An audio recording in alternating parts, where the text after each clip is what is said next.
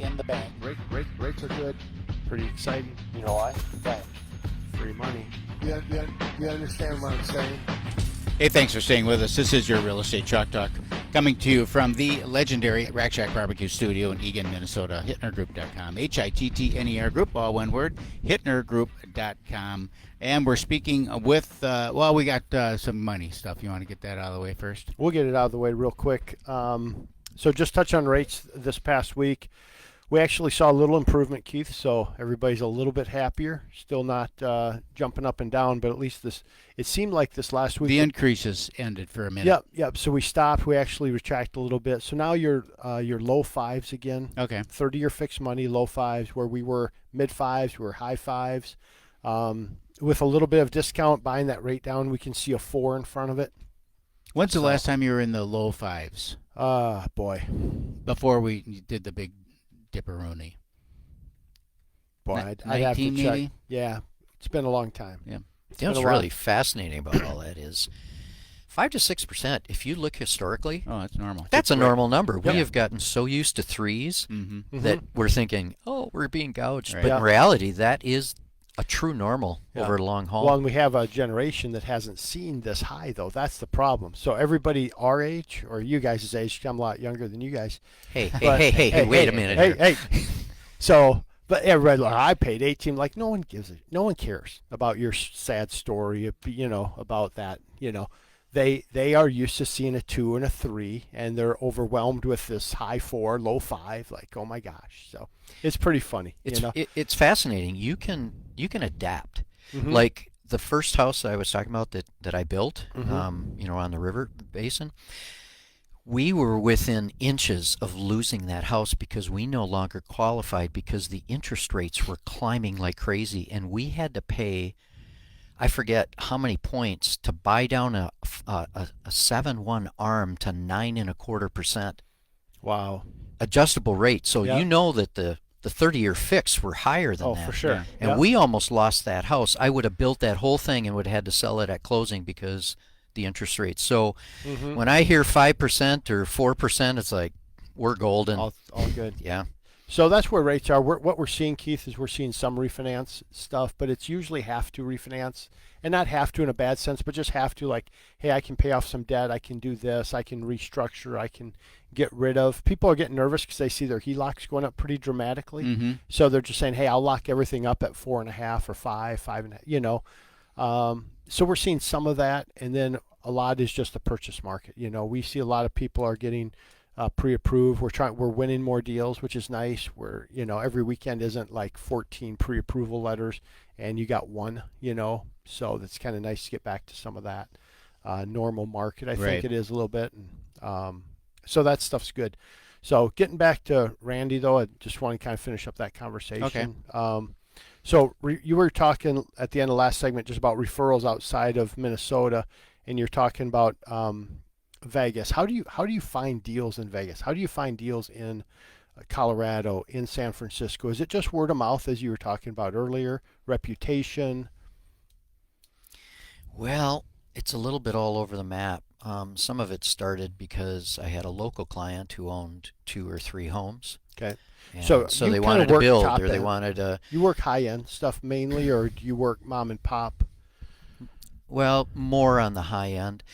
What happens is if, say somebody wants to do $100,000 or a $200,000 addition or something, which sounds like, I know that's a lot of money, but in the construction world, that is a drop in the bucket. I mean, just especially what we've seen in the last couple of years with all the government shutdown stuff. So at some point, you're better off just to buy the conceptual work from me and get a freehand floor plan and some elevations or something, then they can take and run with it with the builder. Because at some point, you're paying me for fees, and that money would be more prudently spent on buying an upgrade to your countertops or some other thing that adds durability or livability or delight to your home. And so I'm always coaching when I go in, because I do everything from, I haven't done decks or screen porches in quite a while, but from that to $1,500 square foot homes. And so the range is really vast. But I would say probably I haven't done anything on the really low end for 20 years probably. So my clients are ball team owners and that kind of thing. So last 12 months. So think back through the last 12 months. What were a couple of your favorite projects that you did here locally? I have two that have been really fun, and they're at the opposite ends of the design spectrum. Okay. One we've talked about. It's nearing completion. We're probably 3 weeks away from furnishing it.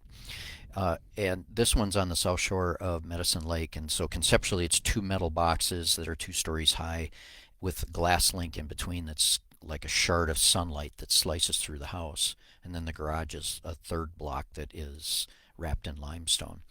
And it's interesting because the architectural, the kind of what are called the tectonic shapes, which are these rectangular boxes, are really obvious as to how it's structured as opposed to blending together like you can drive up and down any street and you can find, oh, that one has 18 dormers on it. Yeah. It's this mishmash of stuff that you can't even really discern. Is that even an architectural style or, And so that one, and then there's one that they And just... is someone living in that home right now? Is all No. this construction's going on, or is this new construction? Oh, it's brand new. Brand new. Brand new.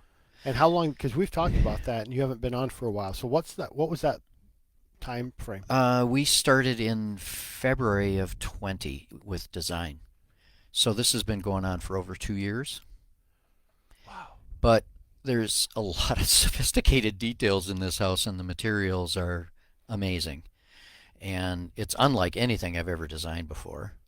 And it is so suited to how the view and the light and how all of the radiating lines through the house follow the arc and the shoreline. And there's a lot that is site specific and then very client specific both in that house. So it's What type of client? I know you can't say who owns that, but what type of client is that? It's a business owner, business owner. Business owners. Okay. Yeah, my favorite clients are the people that have built their own businesses. Me too. Their own what's that? Me too.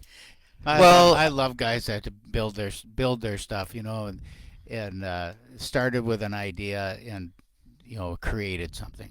Well, it's that plus they understand the importance of cash flow. I'm a Yeah. solo guy, so getting paid on time. I mean, Yeah. it's sort of the business end of things. Yeah. They get that, and so I'm just so blessed. And I have another one now that they just started framing that is a contemporary farmhouse down in Cannon Falls. A And so contemporary farmhouse. There's an oxymoron. Contemporary. Yeah.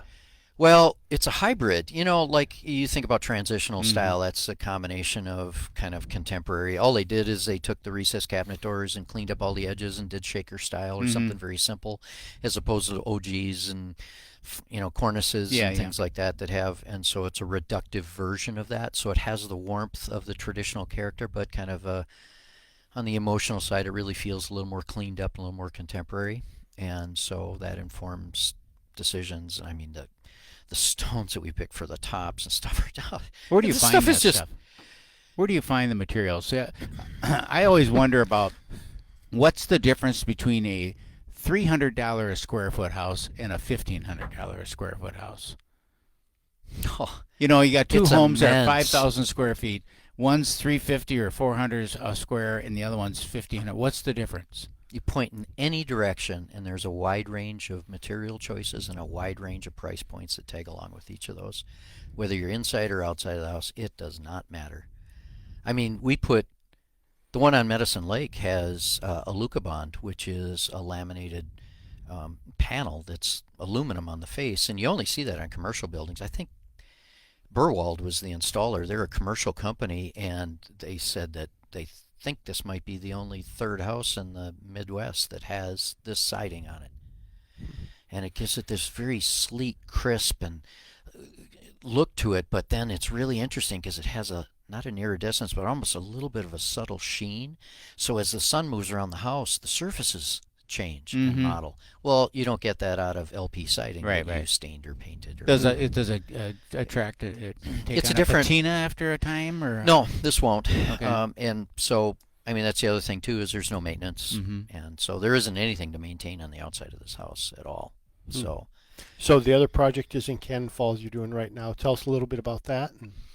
That one is, well, that one's fascinating because you have plectonic triangles, which are set on top of rectangular boxes, and they project out 2.5 feet or so beyond in all directions, and that is covered with a black standing seam metal roof. And you've seen houses like this where they have, white or combination of types of white on the siding. So there's 3 different types of siding depending upon if you're in the dormer, it's a batten. If you're on the upper stretches of the house, the siding is 8 inches wide. And if you're on the lower, creating a more visual base, it's the same siding, but it only has 4 inches exposure. So the shadow lines are closer together, and so it makes it look a little bit darker, even though it's all painted the same color. And so just playing with how the light hits the siding. But the master suite is actually rotated on about a 10-degree angle from the rest of the base of the house, and it reaches out into, we did an outbuilding that was 108 by 32, which is 2 pieces of, I can't even explain it, but it's amazing. Awesome. They're all designed to go together. It's always so fascinating to have you on. We should.